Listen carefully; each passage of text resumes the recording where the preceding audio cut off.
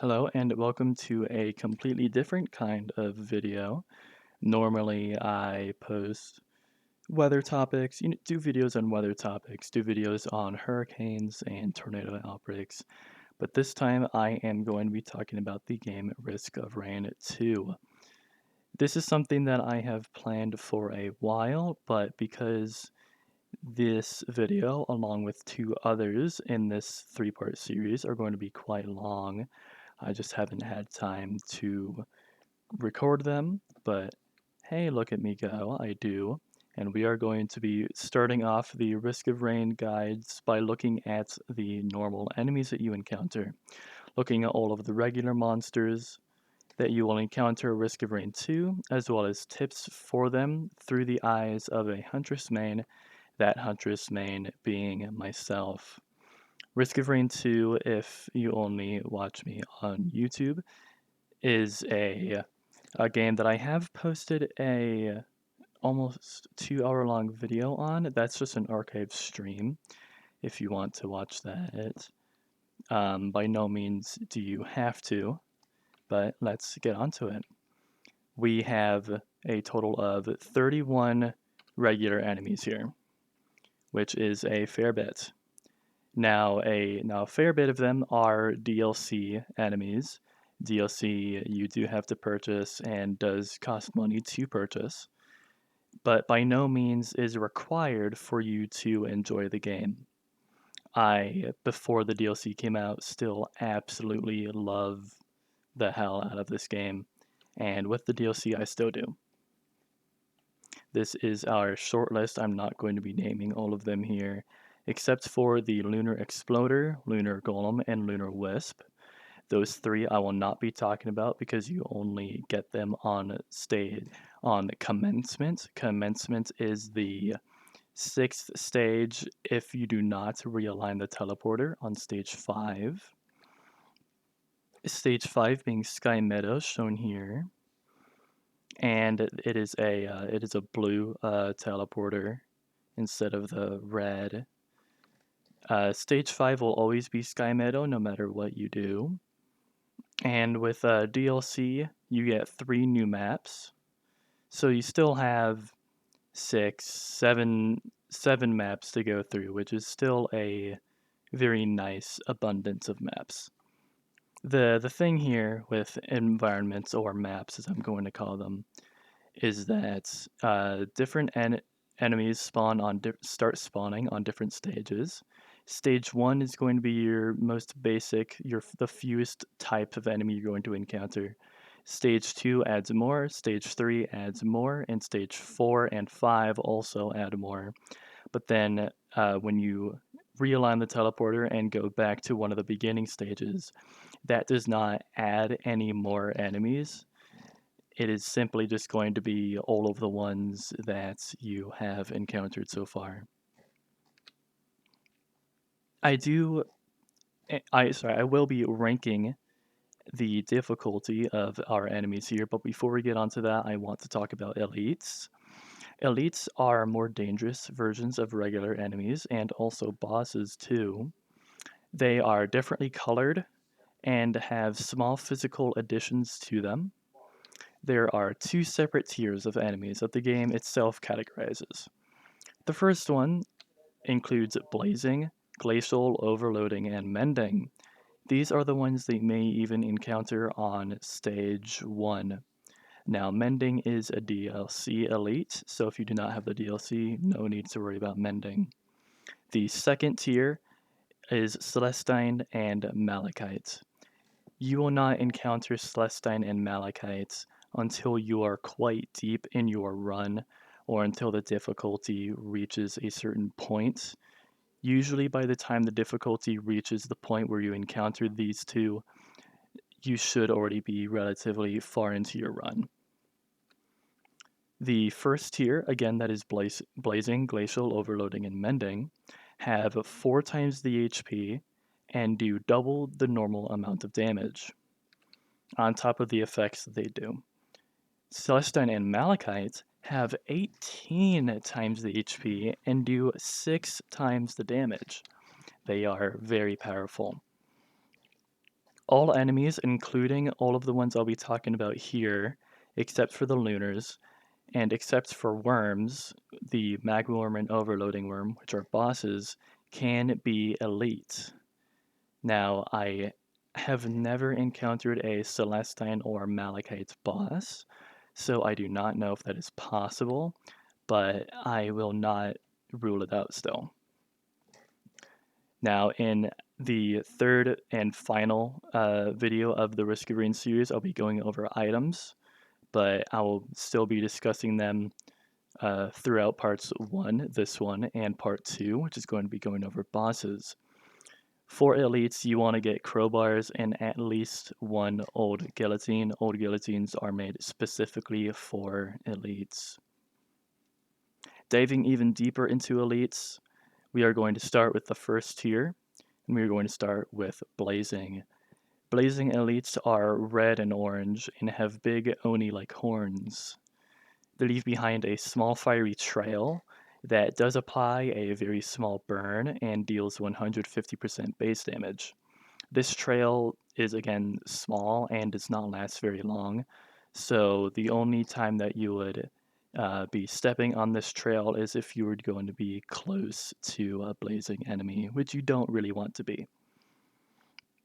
Their attacks, on top of doing the double damage, also do an additional 50% damage over time with a burn. This burn does end, of course, and thankfully, and burns can and will stack if you are hit by blazing enemies multiple times. Glacial elites, I should say, are white or light blue and have a crystal-like crown that floats above their head. Now, their attacks apply a negative 80% movement speed debuff to you, so movement speed debuff, and that is for 1.5 seconds. This can be a problem, especially if you are in a pinch. Speaking from experience, upon death, they have a bomb-like deal that charges for around 2 to 3 seconds in a large sphere around where they died. So if you kill a lesser wisp in the air, that sphere will remain in the air, thankfully. This bomb again charges from 2 to 3 seconds, then explodes and deals 150% base damage and freezes any ally caught in it for 1.5 seconds. Now, I have seen an incinerator drone be caught in a glacial sphere and it surprisingly not get froze. So I think that the um, the incinerator drone is the only exception to that rule. Overloading elites are blue and have smaller Oni-like horns. Half of their HP is replaced with a shield, so all normal enemies will have a yellow health bar, and in the Overloading's case, half of that yellow bar is replaced with blue. Their shield will recharge very rapidly after you do not hit them for 7 seconds. This is especially a problem if you are going up against, say, an overloading Elder Lemurian, which Elder Lemurians already have a lot of HP. So add 4 times more HP to that and make it half of a shield, and you are talking about a serious damage dealer that you may need to run away from. And after, say, 10 seconds of recovering, that shield is going to be at full again, so you have to do the process all over again, which is relatively annoying. Their attacks, even if they do not hit you, attach a bomb to terrain or you that explode after 1.5 seconds. Mending again is a DLC elite. They are both green and red and have spiky horns that are similar to that of the red item rejuvenation rack. Mending, as the name may suggest, passively heal their nearest enemy, or sorry, their nearest ally, I should say, which is your enemy. They actually only have 3 times the HP instead of 4 times the HP, but they still do double the damage. The second tier of elites, again Celestine and Malachite, are a problem. Both of these elites have a very unique spawn sound, and once you get to know it, it is unmistakable. It is also quite loud too, and I believe that they purposely made Celestine and Malachite spawn sounds loud to make sure that you know that the threat is there. We start off with Celestines, which are sky blue and pretty translucent. They create a massive sphere around them that grants invisibility to enemies in that sphere, which can be a problem, especially if you are not a more mob-focused character like Huntress is. The sphere thankfully does not apply invisibility to other Celestines, though, but it will to other elites. Their attacks apply the same negative 80% movement debuff to you as Glacials do, but instead it is for 3 seconds instead of 1.5 seconds. Now, Malachites, on the other hand, are, in my opinion, an absolute top priority to deal with, and I'll tell you why. They are black-green. Every 6 seconds, they release 3 to 9 spike balls that shoot from the top of their head. When they hit the ground, they explode in a small radius, become a spike ball, and will deal 100% base damage if you run into them. That is 600% the normal, by the way. So that is still a lot of damage. If you run into this spike on the ground, or if you get hit by one of the Malachite's attacks, your healing will be disabled for 8 whole seconds. This is insanely important to know because these guys are dealing 600% the normal damage that a regular enemy would do, and then you cannot heal from it for 8 whole seconds. So you definitely need to get out of there and recoup. 100% keep your distance away from a Malachite. Upon death, Malachites also spawn the Malachite Urchin, which hovers and shoots tracking spikes at you that disable your healing if you're hit by them, until the Urchin expires or until it is killed by you. Personally, I recommend killing these as it is going to be faster. We are finally away from elites, and this is the short list for the rankings. As you can see, F to A tier. C tier is when you want to start being concerned.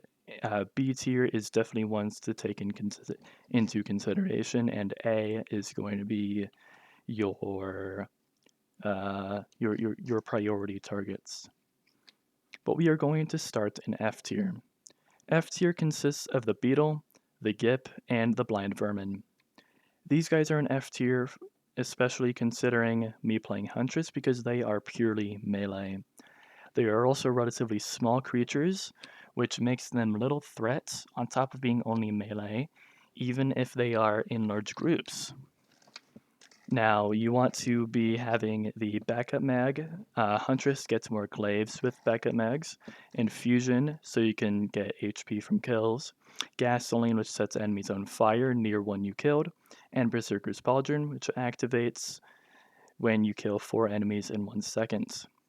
You'd also want some Tri-Tip Dagger, so you can inflict the bleed, killing enemies faster, and a Shrinkin, which is very, very nice. In D tier, we have the ones that are still not that great of a threat, but are just annoying. We have the Geep and the Void Barnacle.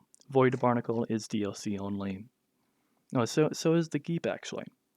The Geep is formed after killing a Gup. A Gup transforms into 2 Geeps.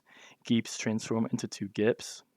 So it's just that annoying, still pretty high HP middle stage of the 3. It's just like, ugh, I have another stage to deal with these guys. And the Void Barnacle is annoying because it remains completely stationary inside of Void Seeds, which only happen when you have the DLC, thankfully. So you can be wondering why the Void Seed is still up. And oh, that's right. I haven't gone near it. There may be a void barnacle there. Lo and behold, I have had many times where there's just one, two, or three void barnacles just sitting there, keeping the entire void seed up. That's just annoying. It is very annoying. We again now move on to C tier. Like I said, in C tier is when you do want to start being concerned, which may seem weird. I put the imp, Lemurian, beetle. That's not a beetle. This is a hermit crab. And the lesser wisp on here, as well as the alloy vulture and the parents. The alloy vulture and the parents, their attacks are pretty easy to dodge, but they still do high damage if you're hit, and they also have relatively high HP as well. Now, the rest of these four can catch you pretty unawares in later stages, especially if they are in swarms or elites, and especially if you are dealing with a bigger threat, such as a boss or, say, something else like a malachite or whatever it may be. I have been killed by lesser wisps more times than I would like to be killed by lesser wisps because their attack is hit scan, and I've been focusing on something else, didn't realize I was low enough HP, and I died. A key note is that imps will always deal bleed damage to you if you are hit by them. They simply just have a scratch attack, so that should be easy to dodge, even for a even for a non-evasion based character. Huntress is a more evasion based and mob based character. The Lemurian's Fireball and Scratch are pretty easy to dodge, even if they are in a swarm, in a big swarm, and even if they are shooting their fireballs off sync. I say this because you should be moving around in Risk of Rain 2 all the time. Hermit crabs are a little bit of a different story, though. They shoot rocks out from the top of their big ol' noggin, and they spawn at a pretty far distance away from you. And this just makes them annoying to deal with because a rock you may even get hit by one when you're trying to get an item, or even when you are running, you may get hit by an item. So you may get hit by one of their rocks. Hermit crabs are pretty accurate. And you just go, ugh, where is this guy? I do not want to deal with it. The Lesser Wisp, again, its attack is hit scan. It has an energy shotgun-like effect, and it has the lowest HP out of any enemy in the game. But because it is hit scan, it does make it quite hard to dodge, as it does track you relatively well. We are now in B tier, which consists of the Alpha Construct, the Beetle Guard, the Highland Bison, the Greater Wisp, the Jellyfish, Larva, Mushroom, Solus Probe, and Void Reaver. The Alpha Construct is stationary in the ground, but it spawns all around you, trying to trap you in a way. And the Alpha Construct will actually wait to attack you until a certain point after it tries to attack you after you take damage, or if you have already taken damage at a certain point in time and then they spawn, they might just start instantly attacking you. Either way, their mechanic of attacking is pretty weird because I have walked right through some alpha constructs before and I have not gotten a response because I hadn't taken damage. So it is a little strange. The Beetle Guard, on the other hand, has a melee, unlike the alpha construct, and it also has a ranged attack too. Its attack form is the exact same.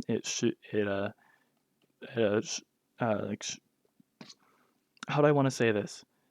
It slams its fists into the ground, and it either in a melee attack or it shoots spiking rocks at you, trying to hit you. If this ranged attack hits you, then you do get shot up into the air, not very far, but still making it a little bit difficult to recoup from it. The Beetle Guard already starts spawning in swarms, especially if you have a Beetle Queen to deal with. then it is going to be spawning beetles, beetle guards, and its unique flying beetles, or as I'm going to call them, wasps. The beetle guard can also jump. It cannot jump very high, and it can also not jump at you. So this is not really a big movement point for the beetle guard, but it's just something to know about. Unlike the beetle guard, the Highland bison is completely grounded, cannot jump, is relatively slow, but when it charges at you, becomes very fast. Its charge will throw you in the air much further than the beetle guard's ranged attack, so you do want to be careful about that. The Greater Wisp, its attack is spawning 2 green fireballs in its hands and then throwing them at you, which have from what I have experienced, a pretty large explosion radius, which makes them hard to dodge even if you do have a fair bit of movement speed items already on you. And in my experience, they also take forever to die because once you get their HP to 0, their mask crackles and pops and explodes, and I swear that they can still attack while this is happening, which makes it very annoying. The jellyfish and larvae, on the other hand, are unlike any other enemy in the game, as they will self-destruct on you. The larva can do this, the larva can bounce multiple times trying to hit you, and will of course try and follow you or a drone or a turret of yours or or a fellow ally in your run. And that's really all they do. The jellyfish spawn sound is pretty quiet, so they are relatively sneaky. The mushroom, no, that is not a typo, is a pretty big threat. It has a relatively large amount of HP and throws a movement speed reducing, damage inducing spore at you. Now, this spore is visible at all times. It charges it above its head and will then throw it towards you. The radius of the spore is very visible, and it is a sphere, not just a circle, so you do want to be careful about that. The mushroom will also regenerate its health quite relatively slowly after not being hit for a certain period of time, or when it gets to low enough HP, whichever comes first. The Solus Probe is also a BT threat here, while it may be one of the smallest, aside from the jellyfish in B tier, because its laser from its eye deals small but constant amounts of damage. If spawned by a Solus control unit, you are having to deal with 3 Solus probes at one time, so that damage does add up pretty fast. And because it's constant, it makes it hard to heal from it as well. Now, our last one on the list is the Void Reaver in B tier, which spawns very small, very weak black holes around you. When you kill it, it will create a big black hole around it upon death. This is a self-destruct. This black hole will KO you if you are caught inside of it. So when you kill a Reaver, I will run away as far as I can just to be safe that I don't get pulled into it, even though the pull of the black hole is pretty weak. Again, it's just not worth taking the risk of, hey, not moving, and then all of a sudden, wait a minute, I'm dead. So just run away after you kill a Reaver just to make sure. The Void Reaver is not a DLC enemy too, but the Void Jailer, which is in A tier, is. Also in A tier is the Blind Pest, the Brass Contraption, the Clay Apothecary and Clay Templar, the Gup, the Elder Lemurian, and the Stone Golem, which I commonly accidentally call the Stone Titan, which is a boss. All of these guys are the big damage dealers, or the guys that cause problems. The Blind Pest is a pretty big damage dealer, surprisingly, despite its size. When it on the stage that it spawns, it should already be spawning in swarms of 2, 3, 4, and while they are relatively inaccurate, it is still not worth just standing there. I have once been at 2000 HP on one stage, and I have been two shot, which was very, very annoying. That was that was bad. I do not like blind pests. I do not like blind pests mainly sheerly because of that. Oops. Oh no, what have I done? I have to move all the way back down here now. Oh my goodness. Very sorry.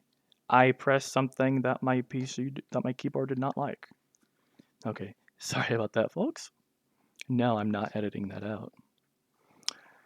The the brass contraption is very similar to the blind pest, except that it obviously looks different. It is still relatively inaccurate, and it has three spiked balls that it generates around it on top and to its side that it then shoots at you.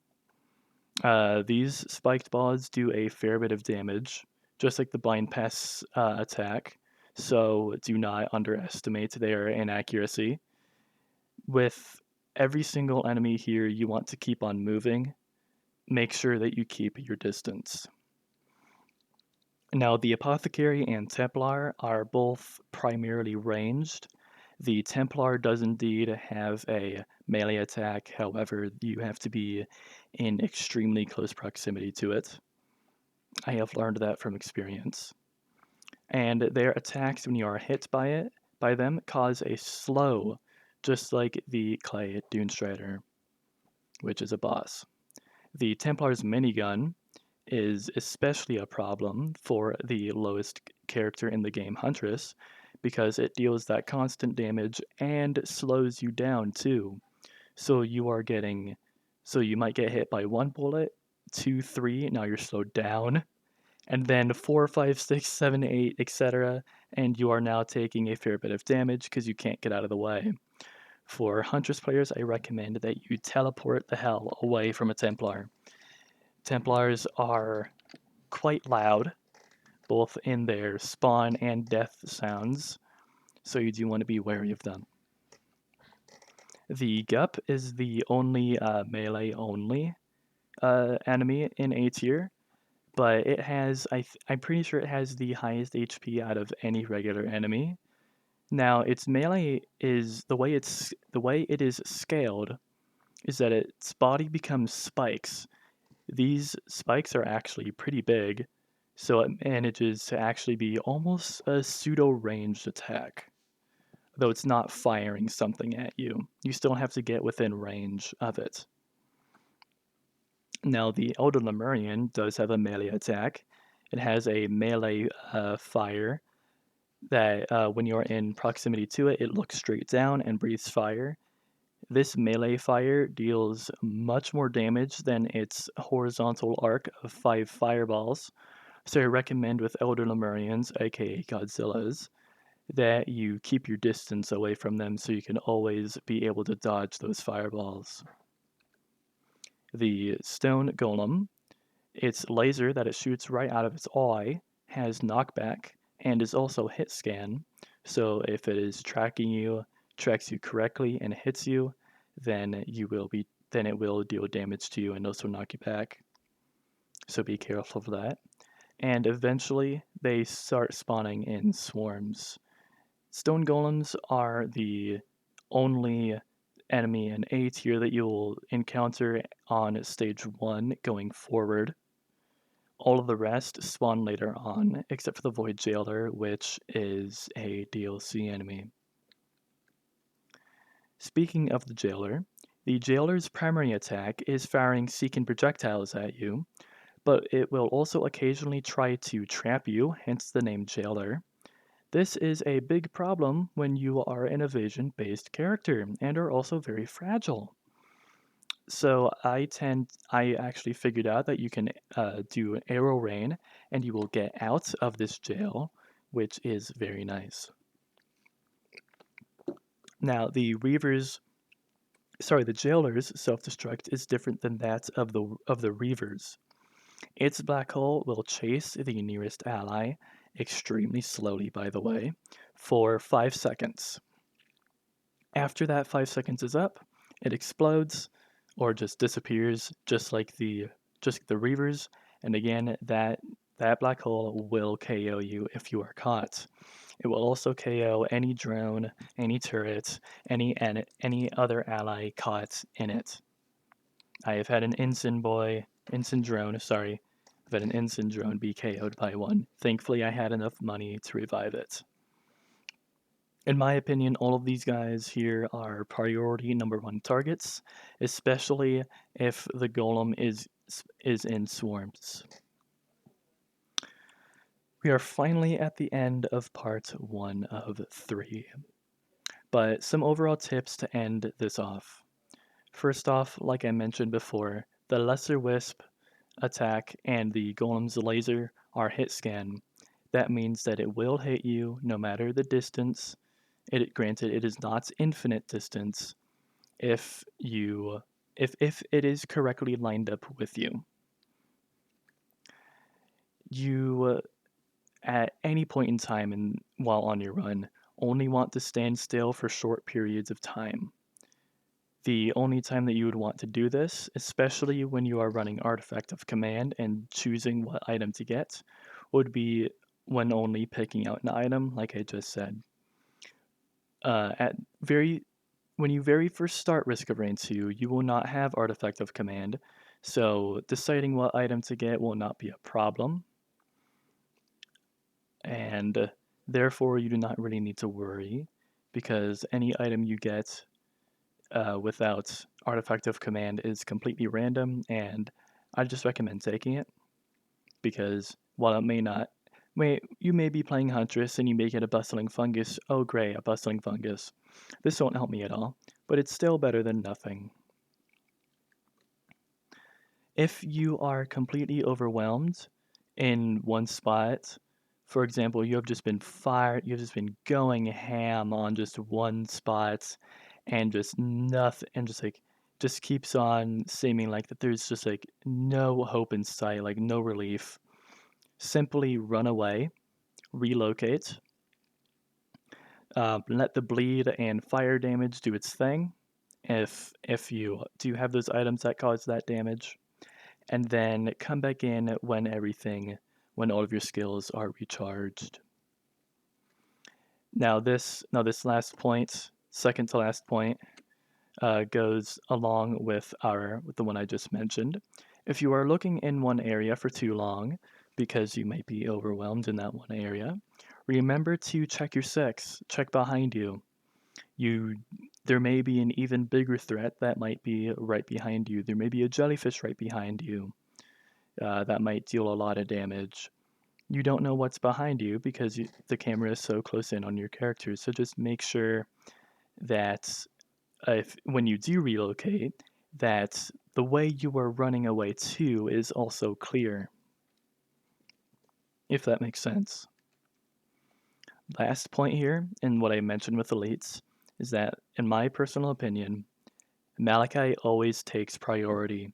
If a Malachite spawns, identify it, locate it, identify it, and then go absolutely ham on it. Give it everything you got. And for God's sake, keep your distance away from that Malachite, because especially, let's say, if it is a Malachite stone golem, which I have seen and is extremely scary, then you absolutely want to keep your distance away from that, because the golem not only has its laser but also a melee attack too, and that laser is going to be dealing some insane amounts of damage. And with that, we have ended part 1 of 3 looking at the game Risk of Rain 2.